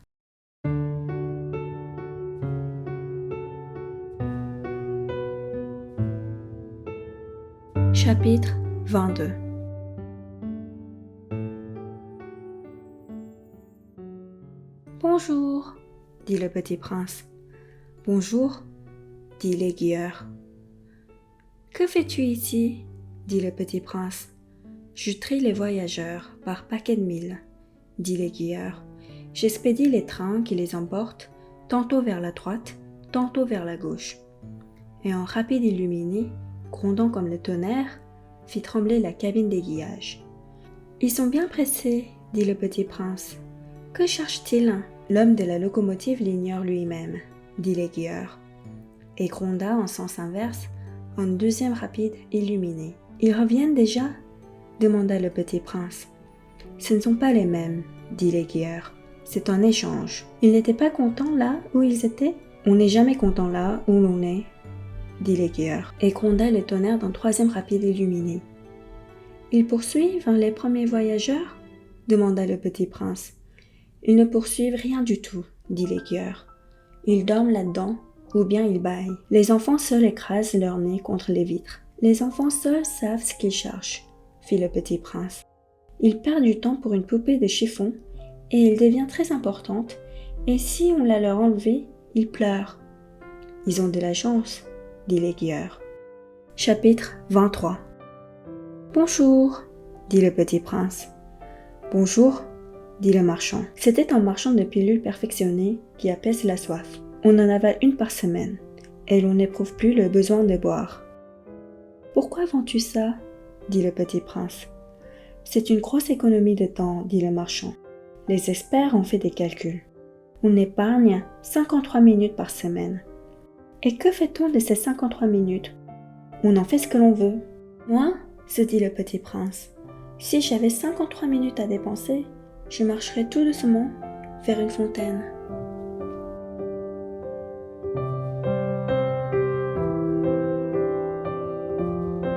Chapitre 24.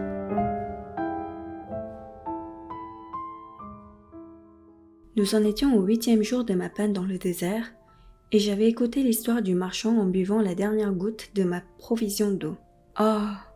dis-je au petit prince. « Ils sont bien jolis tes souvenirs, mais je n'ai pas encore réparé mon avion.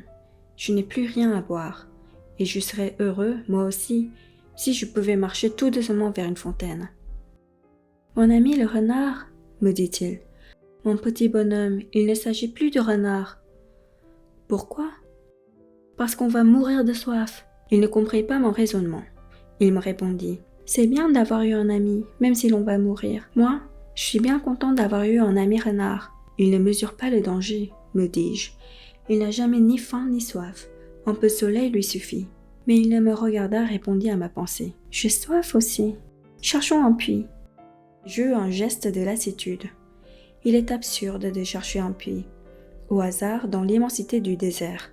Cependant, nous nous mîmes en marche. Quand nous eûmes marché des heures en silence, la nuit tomba et les étoiles commencèrent de s'éclairer. Je les apercevais comme en rêve, ayant un peu de fièvre à cause de ma soif. Les mots du petit prince dansaient dans ma mémoire. « Tu as donc soif toi aussi ?» lui demandai-je. Mais il ne répondit pas à mes questions. Il me dit simplement « L'eau peut aussi être bonne pour le cœur. » Je ne compris pas sa réponse, mais je me tus. Je savais bien qu'il ne fallait pas l'interroger. Il était fatigué. Il s'assit. Je m'assis auprès de lui, et après en silence, il dit encore « Les étoiles sont belles à cause d'une fleur que l'on ne voit pas. » Je répondis « Bien sûr. » Et je regardai, sans parler, les plis du sable sur la lune. « Le désert est beau, » ajouta-t-il. Et c'était vrai. J'ai toujours aimé le désert. On s'assoit sur une dune de sable, on ne voit rien. On n'entend rien, et cependant quelque chose rayonne en silence. « Ce qui embellit le désert, » dit le petit prince, « c'est qu'il cache un puits quelque part. » Je fus surpris de comprendre soudain ce mystérieux rayonnement du sable. Lorsque j'étais petit garçon, j'habitais une maison ancienne, et la légende racontait qu'un trésor y était enfoui. Bien sûr, jamais personne n'a su le découvrir, ni peut-être même de la chercher. Mais il enchantait toute cette maison. Ma maison cachait un secret au fond de son cœur. « Oui, dis-je au petit prince, qu'il s'agisse de la maison, des étoiles ou du désert, ce qui fait leur beauté est invisible. »« Je suis content, dit-il, que tu sois d'accord avec mon renard. » Comme le petit prince s'endormit, je le pris dans mes bras et me remis en route. J'étais ému. Il me semblait porter un trésor fragile. Il me semblait même qu'il n'y eût rien de plus fragile sur la terre. Je regardais, à la lumière de la lune, ce front pâle, ces yeux clos, ces mèches de cheveux qui tremblaient au vent, et je me disais « Ce que je vois là n'est qu'une écorce. Le plus important est invisible. » Comme ses lèvres entr'ouvertes ébauchaient un demi-sourire, je me dis encore « Ce qui m'aime si fort de ce petit prince endormi, c'est sa fidélité pour une fleur. C'est l'image d'une rose qui rayonne en lui comme la flamme d'une lampe, même quand il dort. » Et je le devinais plus fragile encore. Il faut bien protéger les lampes. En coup de vent, on peut les éteindre. Et marchant ainsi, je découvris le puits au lever du jour.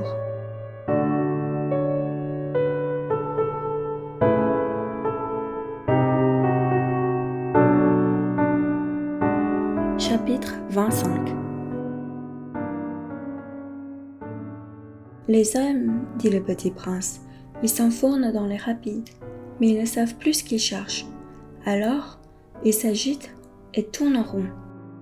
Et il ajouta, « Ce n'est pas la peine. » Le puits que nous avions atteint ne ressemblait pas aux puits sahariens. Les puits sahariens sont de simples trous creusés dans le sable. Celui-là ressemblait à un puits de village. Mais il n'y avait là aucun village, et je croyais rêver.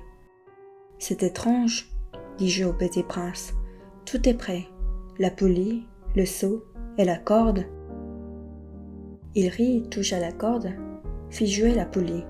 Et la poulie gémit comme gémit une vieille girouette quand le vent a longtemps dormi. « Tu entends ?»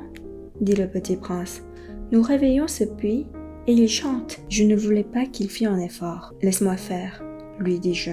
« C'est trop lourd pour toi. » Lentement, je hissai le seau jusqu'à la margelle. Je l'ai installé bien d'aplomb. Dans mes oreilles durait le chant de la poulie, et dans l'eau qui tremblait encore, je voyais trembler le soleil. « J'ai soif de cette eau-là, dit le petit prince. Donne-moi à boire. » Et je compris ce qu'il avait cherché. Je soulevai le seau jusqu'à ses lèvres. Il but, les yeux fermés. C'était doux comme une fête. Cette eau était bien autre chose qu'un aliment. Elle était née de la marche sous les étoiles, du chant de la poulie, de l'effort de mes bras. Elle était bonne pour le cœur, comme un cadeau. Lorsque j'étais petit garçon, la lumière de l'arbre de Noël, la musique de la messe de minuit, la douceur des sourires faisaient, ainsi, tout le rayonnement du cadeau de Noël que je recevais. « Les hommes de chez toi, dit le petit prince, cultivent 5000 roses dans un même jardin, et ils n'y trouvent pas ce qu'ils cherchent. Ils ne le trouvent pas, répondis-je. Et cependant, ce qu'ils cherchent pourrait être trouvé dans une seule rose ou un peu d'eau. Bien sûr, répondis-je. Et le petit prince ajouta, mais les yeux sont aveugles, il faut chercher avec le cœur. J'avais bu, je respirais bien. Le sable au lever du jour est couleur du miel. J'étais heureux aussi de ces couleurs de miel. Pourquoi fallait-il que j'eusse de la peine? Il faut que tu tiennes ta promesse, me dit doucement le petit prince, qui, de nouveau, s'était assis auprès de moi. Quelle promesse? Tu sais, une muselière pour mon mouton. Je suis responsable de cette fleur. Je sortis de ma poche mes ébauches de dessin. Le petit prince les aperçut et dit en riant, « Des baobabs, ils ressemblent un peu à des choux. » Oh, moi qui étais si fière des baobabs. Ton renard, ses oreilles, elles ressemblent un peu à des cornes. Elles sont trop longues. Et il rit encore. Tu es injuste, petit bonhomme. Je ne savais rien dessiner que les bois fermés et les bois ouverts. Ah, ça ira, dit-il. Les enfants savent. Je crayonnai donc une muselière et j'eus le cœur serré en la lui donnant. Tu as des projets que j'ignore. Mais il ne me répondit pas. Il me dit, tu sais, ma chute sur la terre, c'en sera demain l'anniversaire. Puis, après un silence, il dit encore, j'étais tombé tout près d'ici. Et il rougit.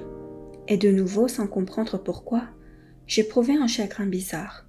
Cependant, une question me vint. Alors ce n'est pas par hasard que le matin où je t'ai connu il y a 8 jours, tu te promenais comme ça tout seul à 1000 milles de toutes les régions habitées, tu retournais vers le point de ta chute?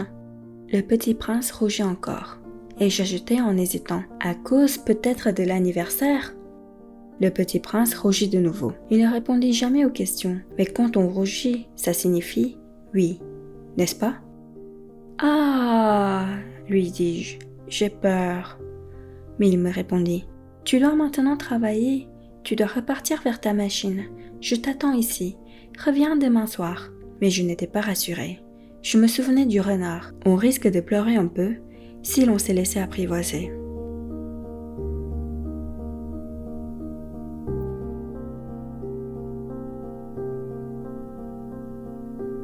Chapitre 26. Il y avait, à côté du puits, une ruine du vieux mur de pierre.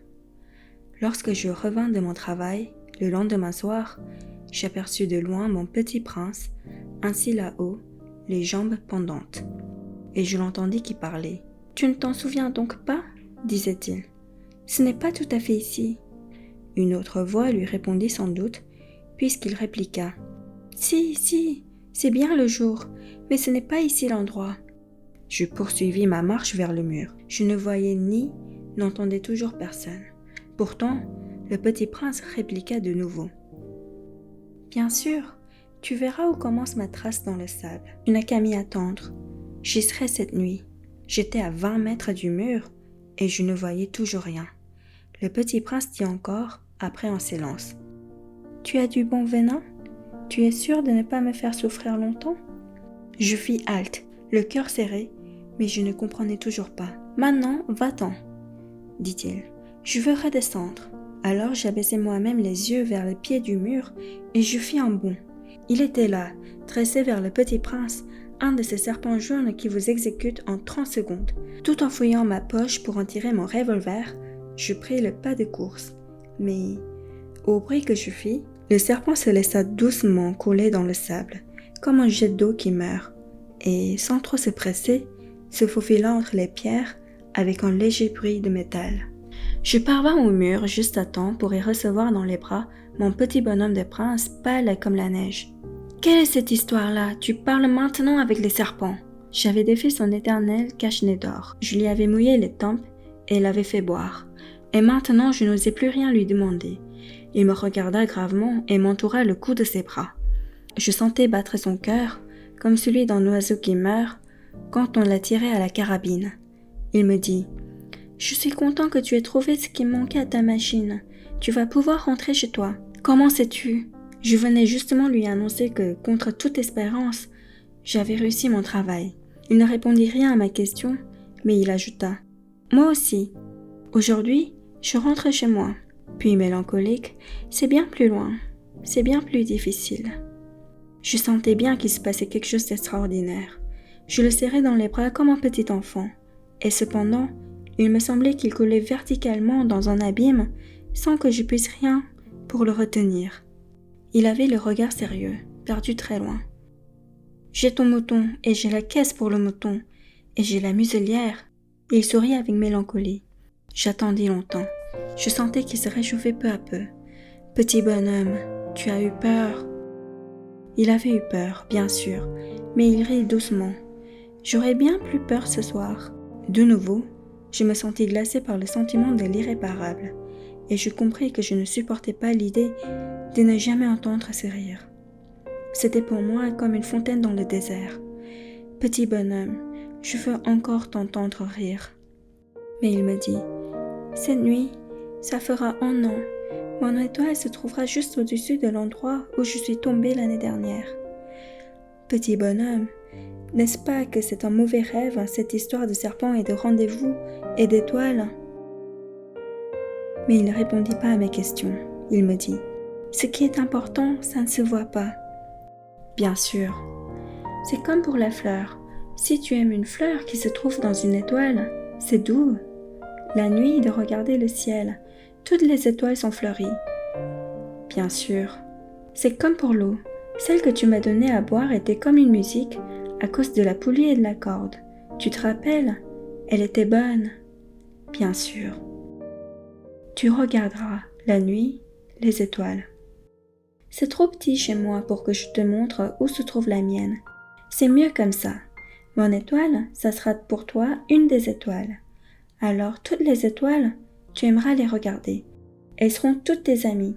Et puis je vais te faire un cadeau. Il rit encore. Ah, petit bonhomme, j'aime entendre ce rire. Justement, ce sera mon cadeau. Ce sera comme pour l'eau.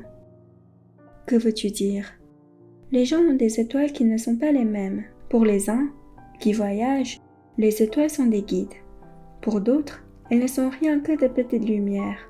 Pour d'autres, qui sont savants, elles sont des problèmes. Pour mon businessman, elles étaient de l'or. Mais toutes ces étoiles-là se taisaient. Toi, tu auras des étoiles comme personne n'en a. Que veux-tu dire?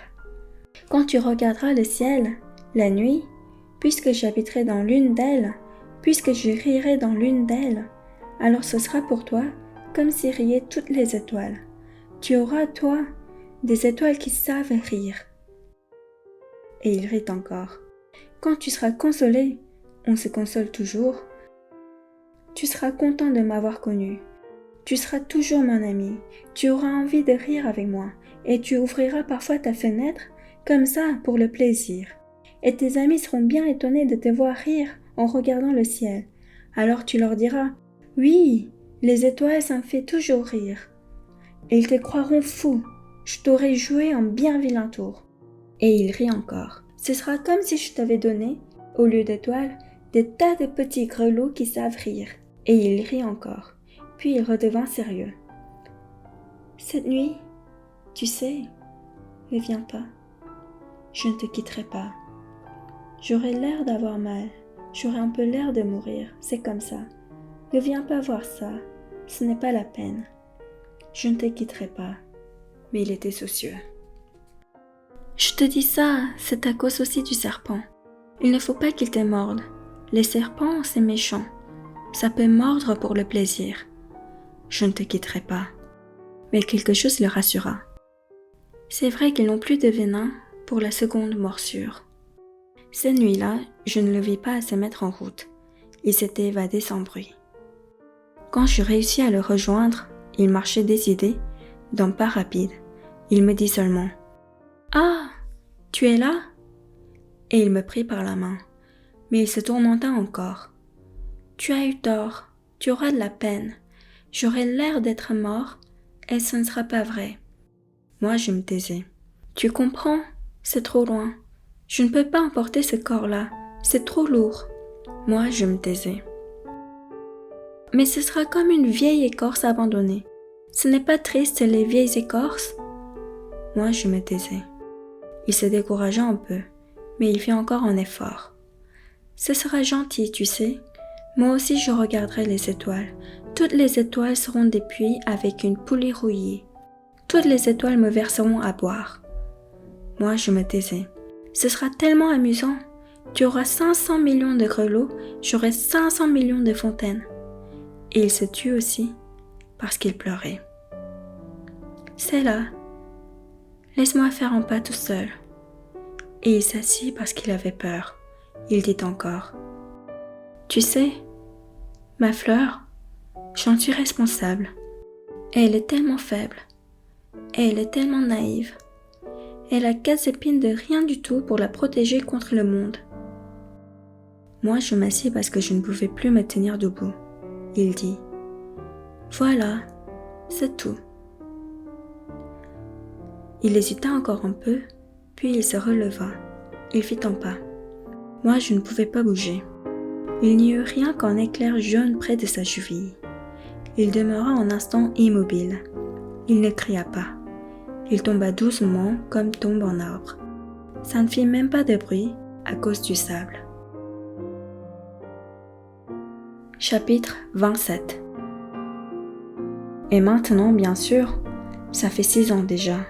Je n'ai jamais encore raconté cette histoire. Les camarades qui m'ont revu, on était bien contents de me revoir vivant. J'étais triste, mais je leur disais, c'est la fatigue. Maintenant, je me suis un peu consolée. C'est-à-dire, pas tout à fait. Mais je sais bien qu'il est revenu à sa planète, car au lever du jour, je n'ai pas retrouvé son corps. Ce n'était pas encore tellement lourd. Et j'aime la nuit écouter les étoiles. C'est comme 500 millions de grelots. Mais voilà qu'il passe quelque chose d'extraordinaire. La muselière que j'ai dessinée pour le petit prince, j'ai oublié d'y ajouter la courroie de cuir. Il n'aura jamais pu l'attacher au mouton. Alors je me demande, que s'est-il passé sur sa planète? Peut-être bien que le mouton a mangé la fleur. Tantôt je me dis, sûrement non. Le petit prince enferma sa fleur toutes les nuits sous son globe de verre et il surveille bien son mouton. Alors, je suis heureux. Et toutes les étoiles rient doucement. Tantôt je me dis, on est distrait une fois ou l'autre et ça suffit. Il a oublié un soir le globe de verre ou bien le mouton est sorti sans bruit pendant la nuit. Alors, les grelots s'échangent tous en larmes. C'est là un bien grand mystère. Pour vous qui aimez aussi le petit prince, comme pour moi, rien de l'univers n'est semblable si quelque part, on ne sait où, un mouton que nous ne connaissons pas a, oui ou non, mangé une rose. Regardez le ciel. Demandez-vous, le mouton, oui ou non, a-t-il mangé la fleur? Et vous verrez comme tout change. Et aucune grande personne ne comprendra jamais que ça a tellement d'importance.